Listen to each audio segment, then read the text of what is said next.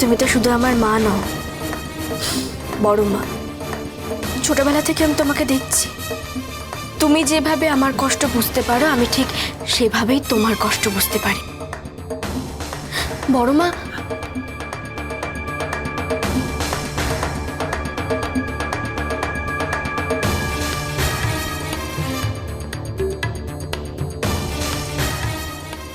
এ কি তোমার তোমার গয়না কোথায় বড় মা?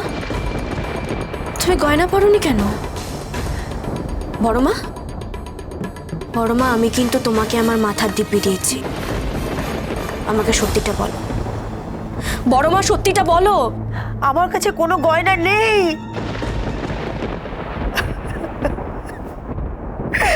সব বন্ধক দেওয়া আছে।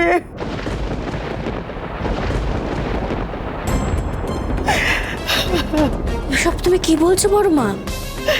ঠিকই বলছি রে মা। তোর জেঠুর বিলাসিতার জন্য সব গয়না বা হাতছাড়া হয়ে গেছে রে। কিন্তু কিন্তু বাইরের লোকের কাছে এই বাড়ির সম্মান বাঁচিয়ে রাখার জন্য আমি তোর জেঠুর কথাই নকল গয়নাগুলো পরি। এগুলো আসলে সব গিলটি করা গয়না, একটাও সত্যি নয় রে মা। এবার বুঝতে পারছিস তো আমি আমি কেন তোর বর্ষা দিদির উপর রাগ করেছি, এড়িয়ে গেছি? আমার যে কোনো উপায় ছিল না রে।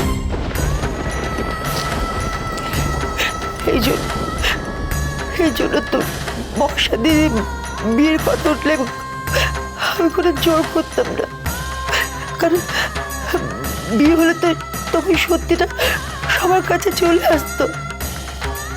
আমরা তো লুকিয়ে রাখতে পারতাম না। সবার কাছে তো তোর জেঠুমনির সম্মান আমি নষ্ট করে দিতে পারতাম না রে।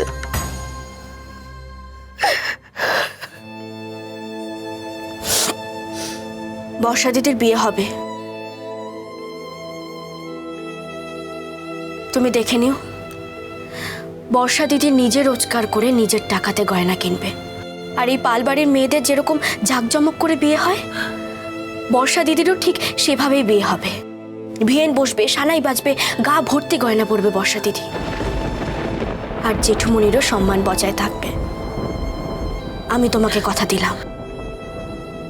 এবার তাহলে একটু হাসো তো। কি হলো, হাসো। আর কোনো কান্নাকাটি নয়, কোনো মন খারাপ নয়, কেমন?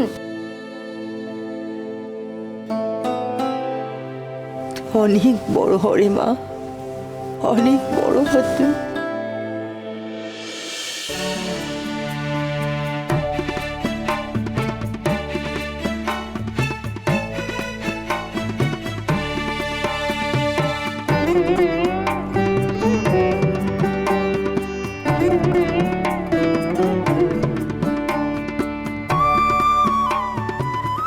বলছি যে ঠাকুর মশাই, আমরা সবাই মিলেই তো কাজটা করব, তাই সবাই যদি আহুতি দেয়। হ্যাঁ নিশ্চয়ই, একে একে ডাক করুন।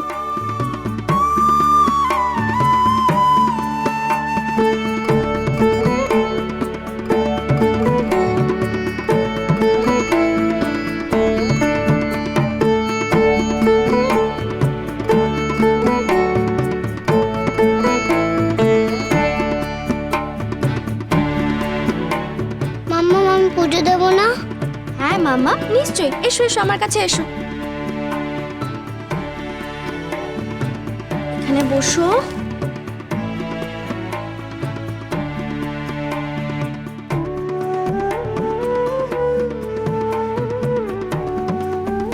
আম্মা, তুমি একটু বসো, আমি আসছি।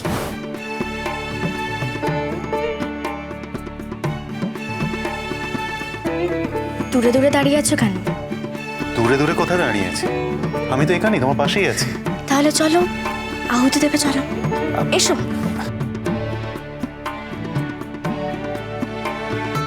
এই নাও।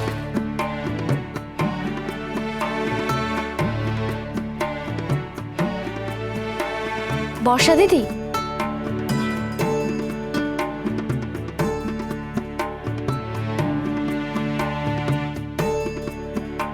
আপনার সাহায্য নেওয়া হয়নি বলে আপনি কি আমাদের দূরের মানুষ ভাবছেন? দূরের মানুষ? একেবারেই না। তাহলে পুজো ওখানে হচ্ছে আর আপনি এখানে দাঁড়িয়ে আছেন? না, আসলে শরীরটা তো এখনো পুরোপুরি সুস্থ হয়নি, তাই আর আগুনের কাছে যাচ্ছিলাম না।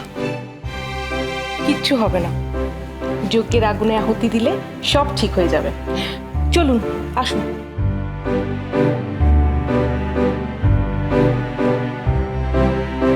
মাম্মা আমার খিদে পেয়েছে, আমি প্রসাদ কখন খাবো?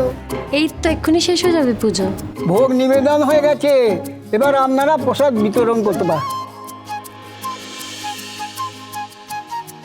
এই জয়রাজ, একটু দেখো তো আজকে আমাদের ম্যানেজার রিক্রুটমেন্টের অ্যাডটা দিয়েছে কিনা।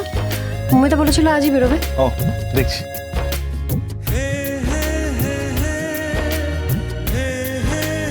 পেয়েছে? এই তো, কই দেখি। এই যে।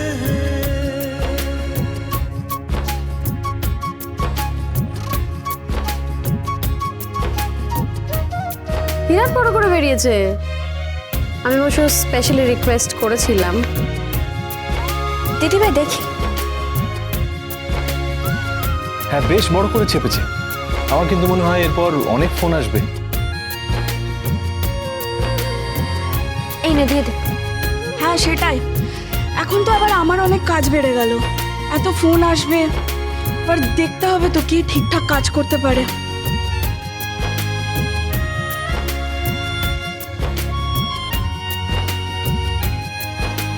বর্ষা দিদি, তোমরা কিন্তু কেউ না খেয়ে চলে যাও না, দুপুরবেলা ভোগ খেয়ে তারপর যাবে। বলছিলাম কি, আমার না খুব একটা খাবার ইচ্ছে নেই। আমি একটা মিষ্টি নিলাম।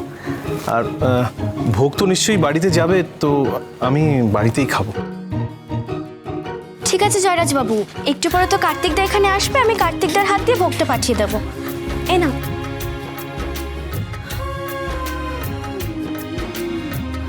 মাম্মা, আমিও তাহলে পাপার সঙ্গে বাড়িতে চলে যাচ্ছি, তুমি কিন্তু তাড়াতাড়ি বাড়িতে যেও। ঠিক আছে মামা।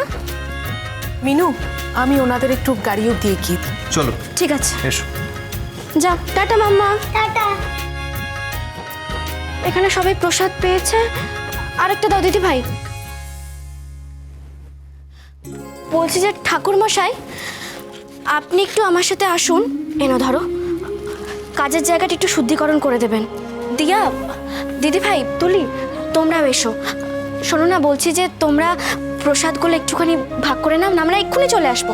চলো আসুন ঠাকুর মশাই। চলো মা।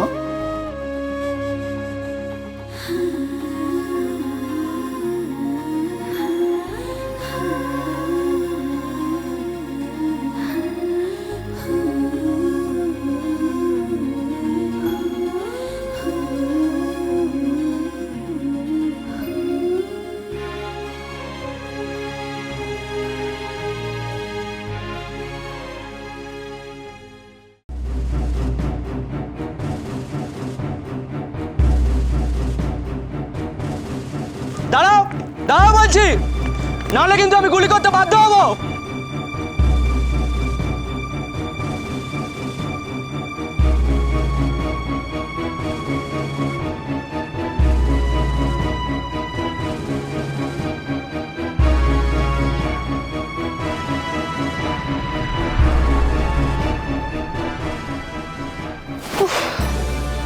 বাপরে বাপ, কোনো রকমে পালাতে পারলাম। পুলিশগুলো যেভাবে তাড়া করেছিল,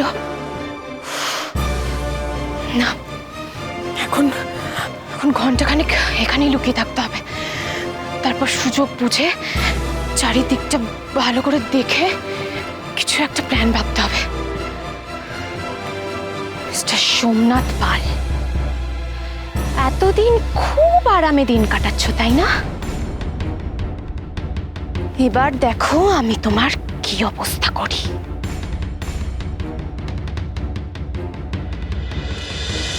বাজলো